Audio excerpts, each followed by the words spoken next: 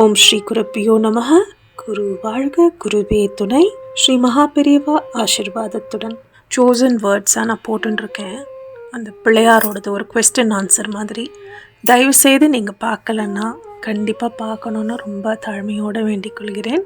ஏன்னா நான் இது படிக்க எனக்கு சத்தியமாக சொல்கிறேன், இத்தனை வருஷம் விநாயகர் சதுர்த்தி பண்ணினப்போ இருந்த விநாயகர் சதுர்த்தியை விட இந்த வருஷம் ரொம்ப சிறப்பாக இருந்தது. எனக்கு சுத்தமாக உடம்பு சரியில்லை, அப்படியும் விட்டு கொடுக்காம எல்லாம் செஞ்சு பகவானுக்கு சந்தன குங்குமம் இடும்போது ஒன்றா அந்த பண்ணின ஒரு ஷார்ட்ஸும் அந்த ஒரு வேர்ட்ஸும் பெரியவா சொன்னது அப்படியே பளிச்சுன்னு மனசில் வந்துட்டே இருந்தது. ஸோ அதான் நான் நினச்சேன், இன்னும் நிறைய இதை பற்றி நிறைய சொல்லணும்னு.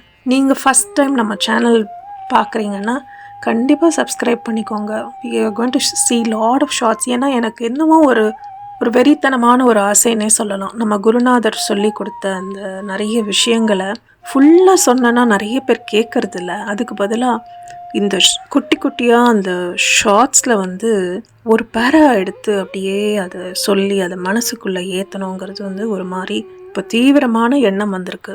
அதனால் ரொம்பவே சிரமப்படுறேன். ஒரு பெரிய வீடியோ பண்ணுறதுக்கு எவ்வளோ டைம் எடுக்குமோ அத்தனையே டைம் எடுத்து இந்த ஷார்ட்ஸ் பண்ணிட்டுருக்கேன். நான் தயவுசெய்து நீங்கள்லாம் பார்க்குறதோடு இல்லாமல் உங்கள் குழந்தைங்களுக்கெல்லாம் சொல்லி கொடுங்க. ஏன்னா வர நம்ம கலாச்சாரத்தோட அழகும் அற்புதமும் பல கோடி விஷயங்கள் இருக்குது, அத்தனையும் தெரிஞ்சுக்க முடியாது. ஆனால் நம்ம குருநாதர் சொல்லி கொடுத்துட்டு போயிருக்கார் இல்லையா, அதையாவது நம்ம தெரிஞ்சுக்கலான்னு நான் இவ்வளோ சிரமப்பட்டு பண்ணுறேன். தயவுசெய்து இப்போது என்ன மாதிரி சேனலெல்லாம் யூடியூப் எல்லாருக்கும்லாம் ப்ரமோட் பண்ண மாட்டாங்க. ஓகே, எல்லா கண்ட்ரிலையும். அண்ட் நான் ஒன்றொன்றும் நான் இது வரைக்கும் சம்பாதிச்சதில்லை, நான் தான் செலவு பண்ணி எல்லாம் பண்ணுறேன். எனக்கு எக்ஸ்ட்ரா கொடுத்து இதை நான் ஷேர் பண்ணுறதுக்கெலாம் ஹெல்ப் பண்ண முடியாது. மீனிங் பைசா கொடுத்து ப்ரமோட் பண்ணுறதுக்குன்னா என்னால் முடியாது. ஏன்னா I am a house wife. என்னால் முடிஞ்சது நான் பண்ணிட்டுருக்கேன். நீங்கள் எல்லாம் இந்த மாதிரி நல்ல விஷயங்கள் பார்க்கும்போது லைக் கொடுத்து ஷேர் பண்ணி கொஞ்சம் ஹெல்ப் பண்ணலன்னா it will be very very helpful. Because இந்த டீச்சிங் ஸ்ப்ரெட் பண்ணணுங்கிறதுக்காக தான் நான் ரொம்ப எவ்வளோ முடியலனாலும் நான் விட்டு கொடுக்காமல் செஞ்சுட்டே இருக்கேன் வருஷமாக. ஸோ கண்டிப்பாக உங்கள் எல்லாரோட ஹெல்ப் எனக்கு ரொம்ப ரொம்ப அவசியம். தொடர்ந்து பார்க்குறவா கொஞ்சம் பேர் இருக்கேல, வாழ்க்கைலாம் ரொம்ப ரொம்ப ரொம்ப நன்றி. அவ்வளோ விஷயங்கள், அவ்வளோ ஞானம், பா இம்பாசிபிள். ஜகத்குருன்னு இவரை சொல்கிறதுல ஒரு என்ன சொல்கிறது, ஒரு அயோட்டா ஆஃப் டவுட் கூட நமக்கு வேண்டாம். அந்த மாதிரி ஹிஸ் ஹோலினஸ் அவர் நமக்கு நிறைய சொல்லி கொடுத்துட்டு போயிருக்கார். And I humbly request every one of you to kindly like and share. Okay, thank you.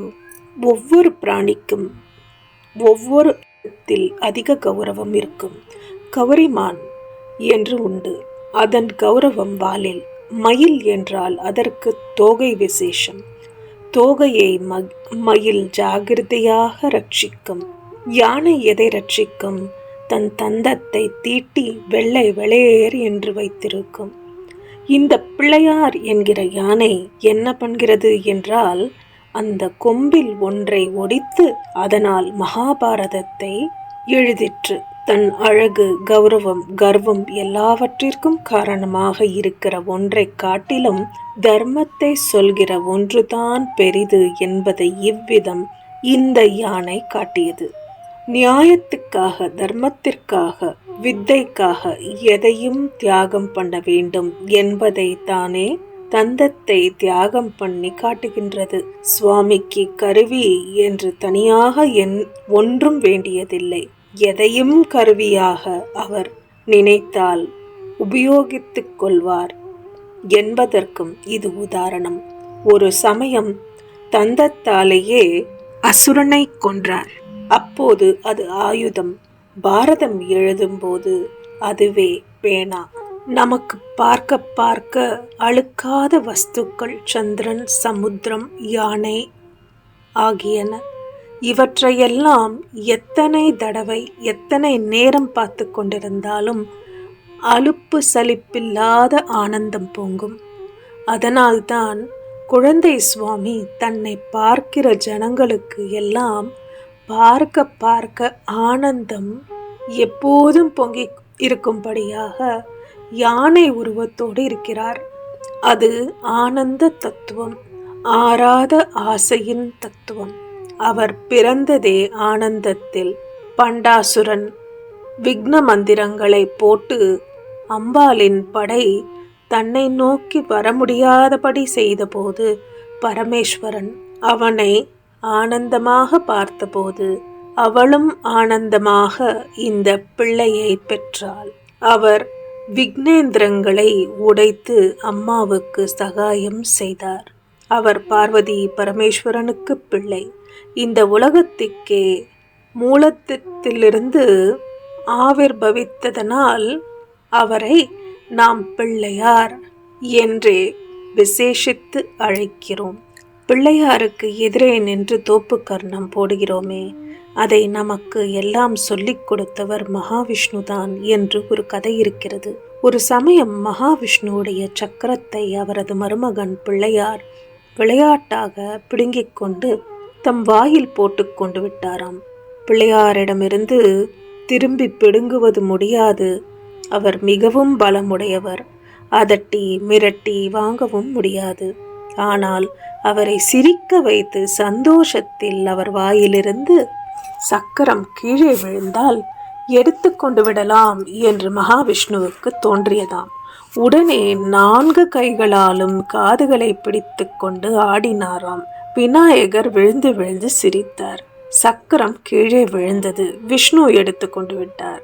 தோற்பி கர்ணம் என்பதே தோப்பு கர்ணம் என்று மாறியது. தோற்பி என்றால் கைகளினால் என்று அர்த்தம். கர்ணம் என்றால் காது. தோப்பிக் கர்ணம் என்றால் கைகளால் காதை பிடித்துக் கொள்வது. விக்னேஸ்வரருடைய காதை பிடித்துக் கொள்வது. விக்னேஸ்வரருடைய அனுக்கிரகம் இருந்தால்தான் லோகத்தில் எந்த காரியமும் தடையின்றி நடக்கும். தடைகளை நீக்கி பூரண அனுக்கிரகம் செய்கின்ற அழகான குழந்தை தெய்வம் பிள்ளையார். அவரை பிரார்த்தித்து பூஜை செய்து நாம் விக்னங்கள் இன்றி நல்வாழ்வு வாழ்வோமாக. ஹரஹர சங்கர ஜெய ஜெய சங்கர, காஞ்சி சங்கர காமகோட்டி சங்கர. என்றென்றும் குருவடி சரணம், திருவடி சரணம். நன்றி, வணக்கம்.